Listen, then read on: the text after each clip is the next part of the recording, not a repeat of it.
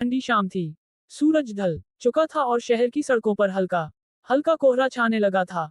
मैं अंशुल अपनी आदत के मुताबिक ऑफिस के बाद घर की ओर जा रहा था। सड़क पर तेज कदमों से चलता हुआ मैं अपने विचारों में खोया हुआ था। जीवन में जैसे सब कुछ एक ही धर्रे पर चल रहा था।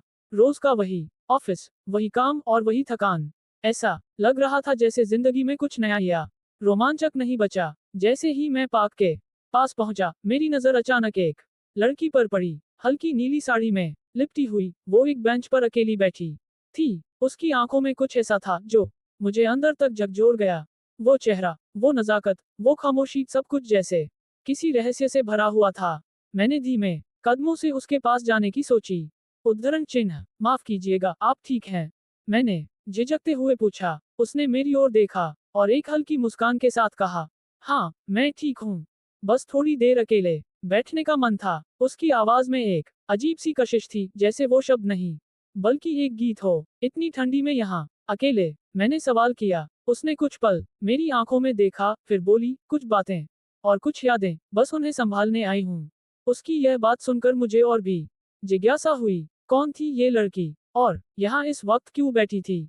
मैंने अपना परिचय दिया और उसके बारे में पूछने की कोशिश की, लेकिन उसने बस इतना कहा, मुझे रागिनी कहते हैं। रागिनी नाम सुनकर ही लगा जैसे कोई कविता मेरी आंखों के सामने सजीव हो गई हो। उस रात हम दोनों ने काफी देर तक बातें की।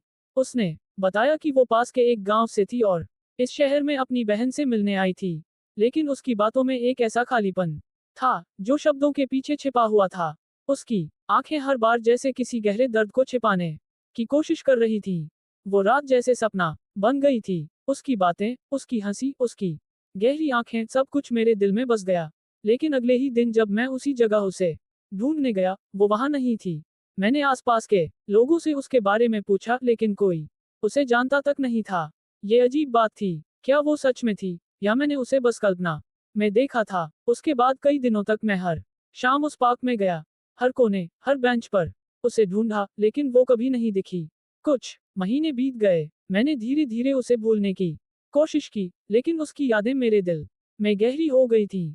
एक दिन ऑफिस से लौटते वक्त मुझे उसी पार्क के पास एक पुरानी महिला मिली। उसने मुझे रोका और पूछा, तुम रागिनी को जानते हो?